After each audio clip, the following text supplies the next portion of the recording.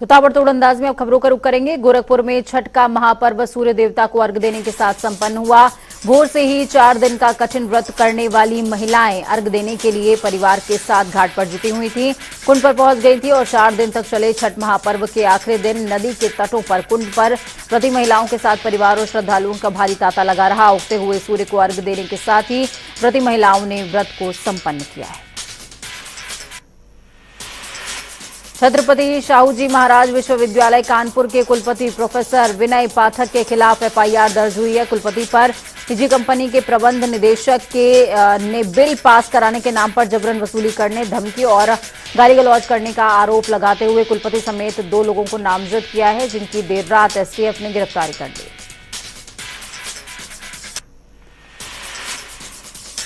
कुशीनगर में अटल अमृत परिवार योजना पर अर्घ देने के दौरान पोखरे में नहाने गया युवक डूब गया। बताया जा रहा है कि छठ के चौथे दिन उगते सूर्य को अर्घ देने का प्रावधान है। वहीं इस दौरान युवक नहाने के लिए गया हुआ था। घटना के बाद मौके पर पुलिस पहुंची है, शव की तलाश जारी है। गांव में फावड़े से काटकर वृद्ध की हत्या कर दी गई। बताया जा रहा है कि पुरानी रंजिश के चलते चचेरे भाई घटना को अंजाम देते हुए मौके से रफूचक्कर हो गए, जिसके बाद मौके पर पहुंची पुलिस तफ्तीश में जुट गई है। वाराणसी में सूर्य उपासना 3 दिवसीय महापर्व डाला छठ आस्था और निष्ठा के साथ अर्घ देकर संपन्न हुआ। इसकी आस्था के सैलाब पर शिव की नगरी काशी में छठी माता भक्तों के उदयमान सूर्य की आराधना देखी गई। पुराणों के अनुसार कार्तिक मास की पंचमी तिथि में इस कठोर व्रत की शुरुआत होती है और आज अर्घ देने के साथ ही व्रत का समापन हो जाता है। तो वहीं डुमरियागंज में भी घाटों पर व्रती महिलाओं ने छठ की पूजा अर्चना करी है। सूर्य देवता को अर्घ देते हुए व्रत का समापन हुआ। इस दौरान महिलाओं ने कठिन व्रत के साथ में आज व्रत संपन्न किया है।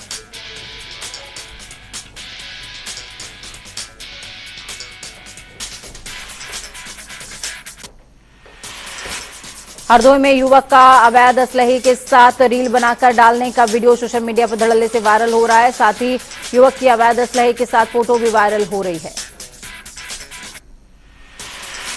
बाराबंकी में धूमधाम से लोगों ने छठ मैया का महापर्व मनाया। इस दौरान हजारों की तादाद में लोग इकट्ठा हुए। महिलाओं ने 24 घंटे निर्जला व्रत रखकर सुबह 4 बजे जल में खड़े होकर परिवार की दीर्घायु की कामना की और सूर्य को अर्घ देकर अपना व्रत संपन्न किया। बरेली से दरोगा और सिपाही का महिला से मारपीट का मामला सामने आया है। साथ ही बताया जा रहा है कि दरोगा और सिपाही घूस लेकर मारपीट की घटना को अंजाम दे रहे थे। वीडियो में दरोगा और सिपाही ने महिला से मारपीट की है। हरदोई में जानवरों से भरी डीसीएम संदिग्ध परिस्थितियों में धू-धू करके जल उठी। आग देखकर कोतवाली में अफरा तफरी का माहौल देखने को मिला। किसी तरीके से पुलिसकर्मी ने आग पर काबू पाया। आपको बता दें, अवैध रूप से जानवरों से भरी 2 डीसीएम पुलिस ने पकड़ी थी। बताया जा रहा है कि अवैध रूप से काटने के लिए ये गौवंश लेकर के जाए जा रहे थे। देवरिया के रामपुर कारखाना में छठ पूजा पर उगते सूर्य को महिलाओं ने अर्घ दिया। इस पर्व पर किन्नर समाज की अध्यक्ष रूबी किन्नर और किन्नर समाज ने आए हुए सभी व्रती महिलाओं को पूजा सामग्री वितरित करी। तो वहीं महिलाओं ने किन्नरों का आशीर्वाद भी लिया। ये एक अनोखा नजारा देखने को मिला। बांदा से एक सड़क हादसा सामने आया, जहां पर बाइक सवार किशोर की मौत हो गई। आपको बता दें, युवक बाइक से बबेरू रास्ता जा रहा था, ब्रेक फेल हो गया, बाइक का संतुलन बिगड़ गया और हादसा हो गया। मामला बबेरू कोतवाली के अंतर्गत पटवन गांव का।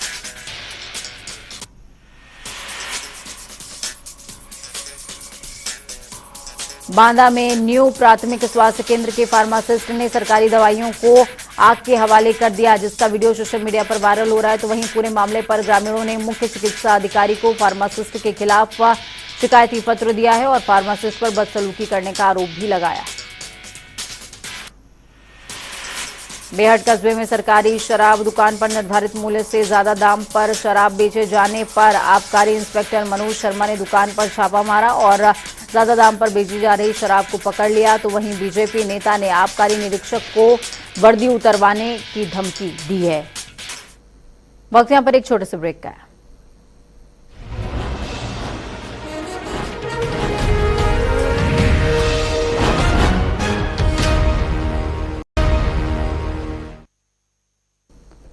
ब्रेक के बाद एक बार फिर से आप सभी का स्वागत है। लखनऊ के मोहनलालगंज से भी मामला सामने आया है, जहां पर पत्नी ने प्रेमी के संग मिलकर पति की हत्या को अंजाम दिया, जिसके बाद पुलिस एक्टिव नजर आ रही है और पूरे मामले में तफ्तीश भी कर रही है।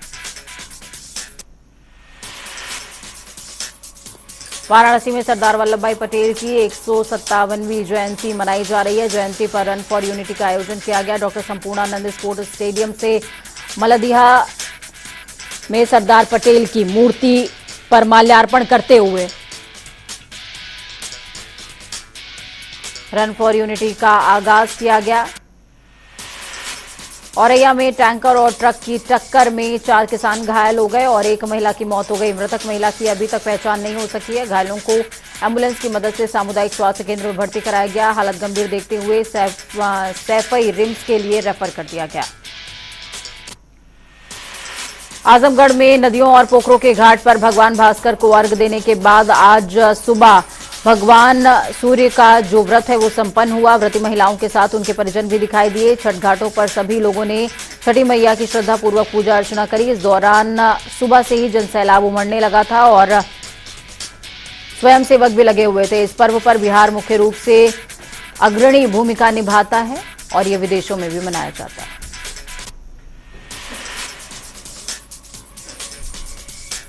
फर्रुखाबाद में युवती दहेज की बलि चढ़ गई। बता दें कि लड़के वालों ने युवती के पिता को रिश्ता तय करने के लिए सूचना भेजकर अपने घर बुलाया, जिसके बाद युवती के पिता ने लड़के वालों पर मारपीट करने और रुपए छीनने का आरोप लगाया है। पिता के साथ मारपीट करने, रुपए छीनने की सूचना मिलने पर युवती ने अपने घर में फांसी लगाकर आत्महत्या कर ली।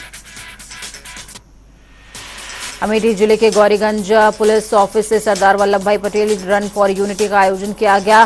पुलिस अधीक्षक इला मारन ने हरी झंडी दिखाकर इस रैली को रवाना किया है। सभी थानों के अधिकारी और जवानों ने रन फॉर यूनिटी में हिस्सा लिया। संत कबीर नगर के आटाकला ग्राम प्रधान ने गांवों को सभी बुनियादी सुविधाओं से लैस किया और अब ग्राम पंचायत के निवासियों को वादे के अनुसार अपने पास से एलईडी टीवी, बैटरी, इन्वर्टर भी वितरित किया है। कार्यक्रम में पूर्व मंत्री रामप्रसाद चौधरी, जिला पंचायत अध्यक्ष समेत बड़ी तादाद में लोग और नेता मौजूद रहे।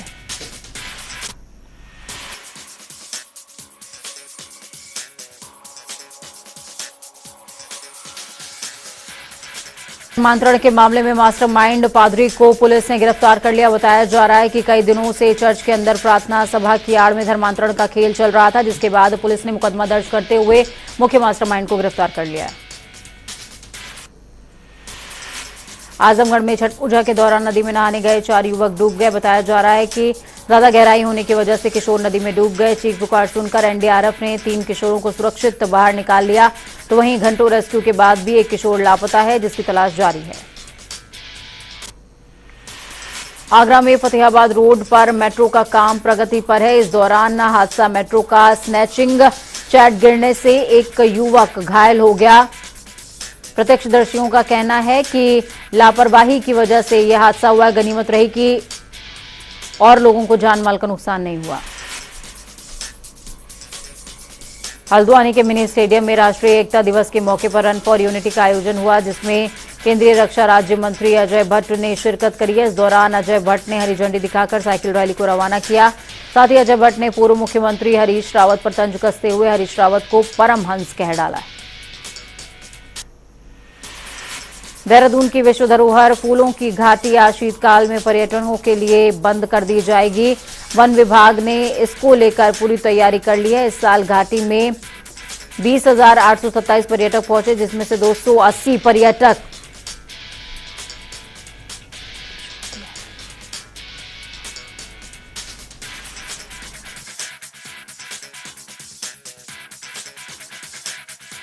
आए हैं, जिससे वन विभाग ने 31 लाख से ज्यादा की कमाई की है। कन्नौज में पुलिस ने धरपकड़ की विशेष अभियान चलाई। दस्तक के तहत 18 घंटे लगातार पुलिस अपराधियों की धरपकड़ करती रही और आखिरकार इन तमाम लोगों को पकड़ लिया गया। 90 अपराधियों पर पुलिस ने शिकंजा कसाया, उन्हें धर दबोचा है।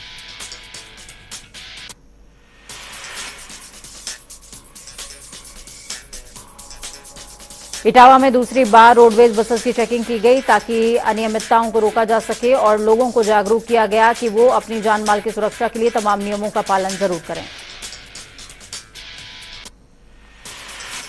झांसी में राष्ट्रीय एकता दिवस के मौके पर झांसी महापौर, जिलाधिकारी और वरिष्ठ पुलिस अधीक्षक ने इलाहाबाद बैंक चौराहे पर लौह पुरुष सरदार वल्लभ भाई पटेल की प्रतिमा पर माल्यार्पण किया और हरी झंडी दिखाकर एकता दौड़ की शुरुआत करी। जिलाधिकारी ने एकता दौड़ में प्रतिभाग करके इलाहाबाद बैंक चौराहे से मेजर ध्यानचंद स्टेडियम तक लगभग 2 किलोमीटर की दौड़ लगाकर अन्य प्रतिभागियों का उत्साहवर्धन भी किया और जनपदवासियों को राष्ट्रीय एकता और अखंडता बनाए रखने का संदेश दिया है।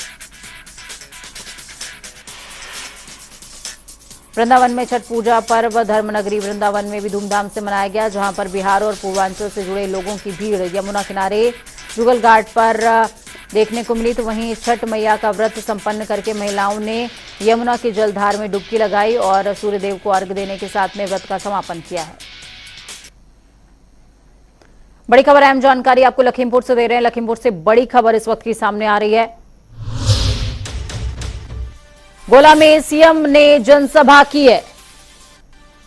उपचुनाव के प्रचार में सीएम योगी आदित्यनाथ अब जुट गए हैं। विपक्ष पर सीएम योगी का इस दौरान प्रहार भी देखने को मिला है। 3 नवंबर को उपचुनाव के लिए वोटिंग होने वाली है, उसके लिए लगातार पूरा का पूरा अमला ग्राउंड जीरो पर उतरा हुआ है। गोला गोकर्ण विधानसभा सीट जिस पर उपचुनाव होना है, अमन गिरी भारतीय जनता पार्टी की तरफ से प्रत्याशी हैं और इसी के लिए आज सीएम योगी आदित्यनाथ जनसभा करने के लिए पहुंचे हुए थे। तस्वीरें देखिए,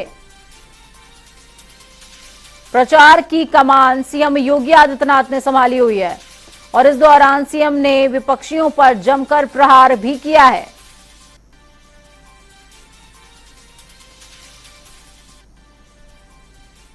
इस खबर पर ज्यादा जानकारी के लिए अजय शुक्ला हमारे साथ में जुड़ गए हैं। अजय, क्या कुछ अपडेट है ग्राउंड जीरो से? विपक्षियों पर लगातार हमला करते नजर आ रहे हैं सीएम योगी आदित्यनाथ।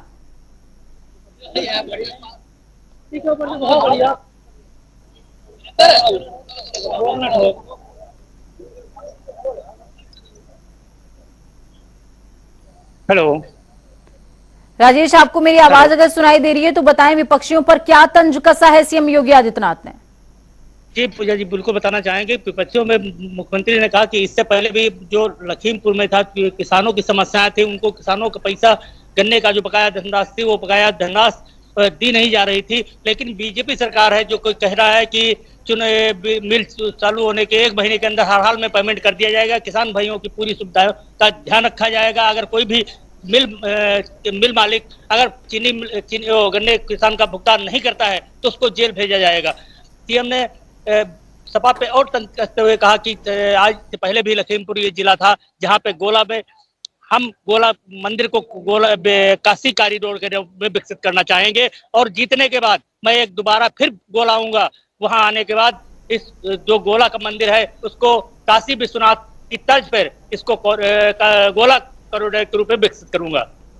बिल्कुल, बहुत शुक्रिया हमारे साथ जुड़ने के लिए, अहम जानकारी साझा करने के लिए। तो काशी विश्वनाथ के तर्ज पर गोला गोकर्णनाथ के गोला मंदिर को विकसित करने का जो वादा है वो सीएम योगी आदित्यनाथ ने किया। इस दौरान विपक्षियों पर भी जमकर बरसते नजर आए। उन्होंने साफ